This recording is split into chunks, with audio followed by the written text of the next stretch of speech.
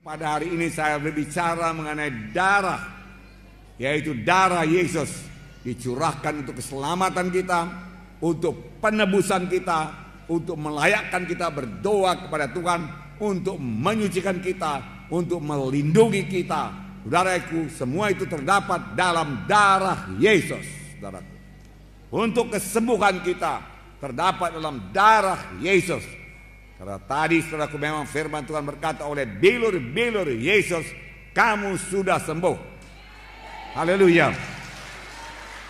Dan kita tahu pasti saudaraku, bilur Yesus tidak bisa dipisahkan dengan darah Yesus.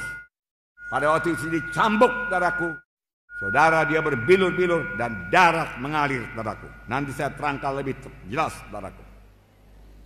Kamu ditebus bukan dengan emas dan perak, tapi kamu ditebus dengan darah yang mahal, darah anak domba yang tidak bercacat celah, yaitu darah Yesus, saudaraku.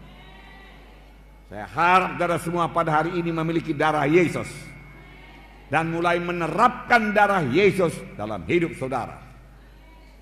Banyak juga anak Tuhan tidak menerapkan darah Yesus, tidak memakai darah Yesus, tidak memanfaatkan darah Yesus dalam hidupnya. Saudaraku, sayang sekali. Terus terang saya katakan kepada saudara, tiap hari saya mohon darah Yesus bagi saya, bagi istri saya, bagi anak-anak saya semua, satu persatu saya sebut namanya, supaya dibungkus oleh darah Yesus, dilindungi oleh darah Yesus, dan si jahat tidak bisa menjamah dia. Kalau darah anak domba, yang hanya anak domba, darahku berumur setahun tidak bercacat celah, bisa melepaskan bangsa Israel, anak sulungnya, daripada kematian.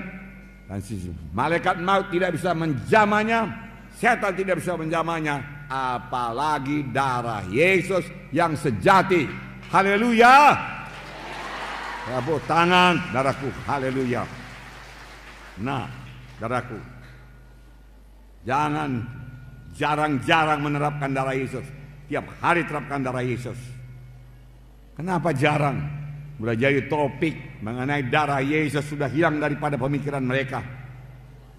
Tetapi Tuhan Yesus memerintahkan secara khusus pada umat Israel memperingati Paskah sepanjang masa, selama-lamanya.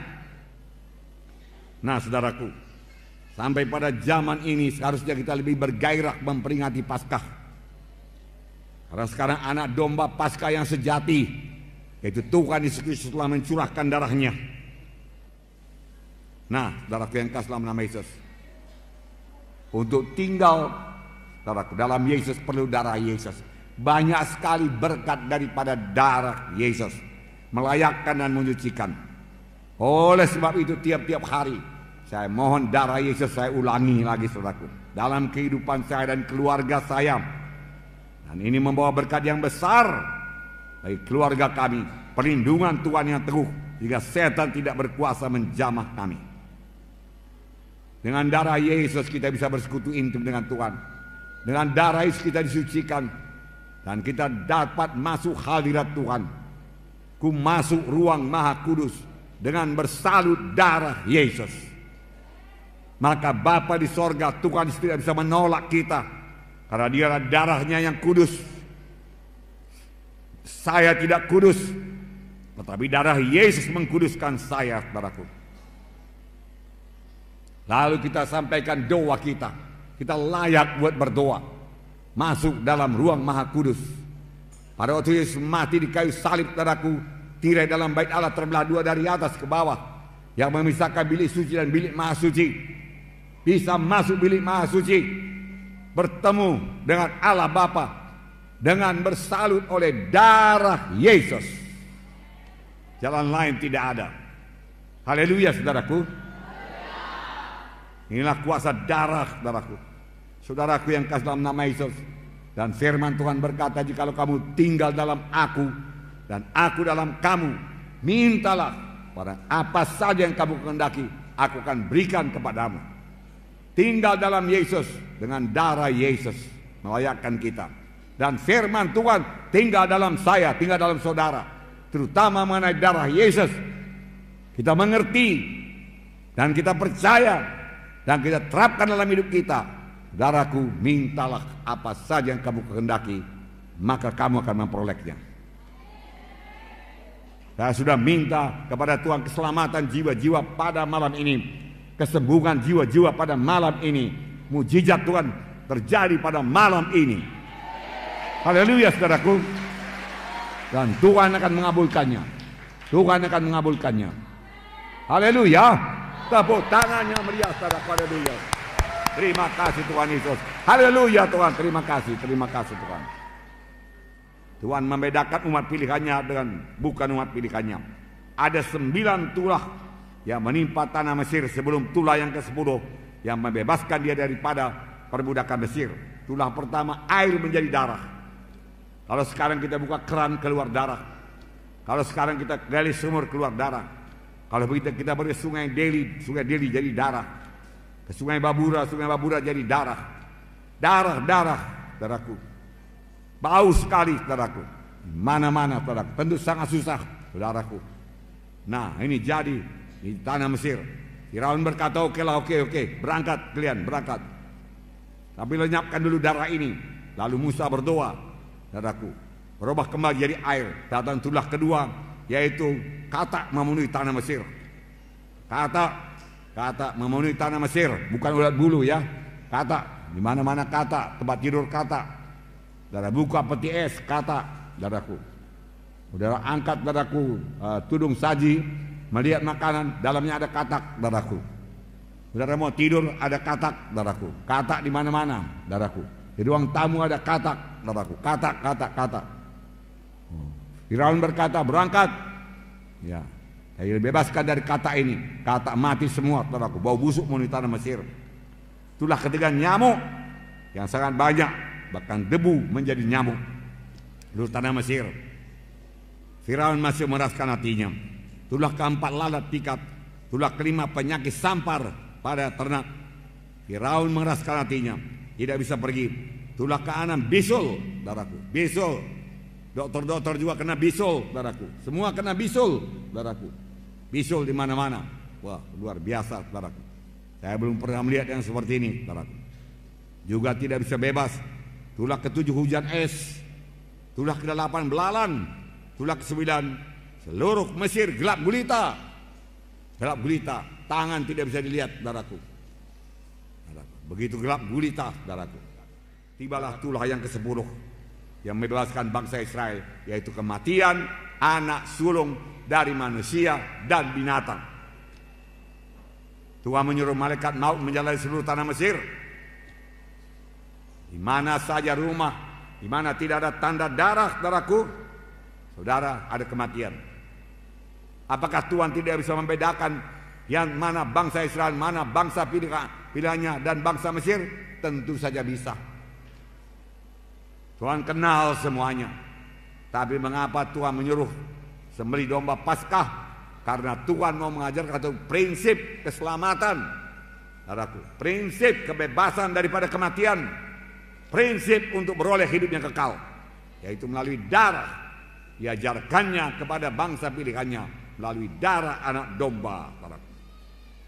Dia mau mengajarkan penebusan hanya oleh darah, keselamatan hanya oleh darah, kehidupan hanya oleh darah. Darah anak domba, saudaraku. Nah, saudaraku, Tuhan memberikan perintah khusus, dan sepanjang mereka mentaatinya, mereka bebas daripada kematian. Yang menentukan hidup atau mati, darah anak domba. Haleluya. Sampai sekarang yang menentukan keselamatan saudara ialah darah anak domba Allah yang sejati, yaitu darah Yesus. Itu sebabnya setan tidak senang kalau saya berkhotbah, saudaraku, mengenai darah domba Paskah, darah domba Allah yang menyelamatkan. Bukan kebaikan kita, bukan sumbangan kita, bukan amal-amal kita, bukan perbuatan baik kita, tetapi kamu, bukan uang kita, bukan harta kita, saudaraku, bukan korban kita kepada gereja, saudaraku, bukan itu yang menyelamatkan, bukan itu yang membawa ke sorga. Semua itu baik dan disukai Tuhan, tapi ibarat jembatan tadi tidak 1/10 pun membawa kita ke sorga, saudaraku. Yang sanggup membawa kita ke sorga hanya satu, yaitu darah anak domba Paskah yang sejati, yaitu darah Yesus. Saudaraku, tepuk tangan saudaraku. Haleluya. Hanya melalui Yesus kita selamat. Tidak ada jalan yang lain ke sorga. Tuhan sendiri berkata, akulah jalan dan kebenaran dan hidup.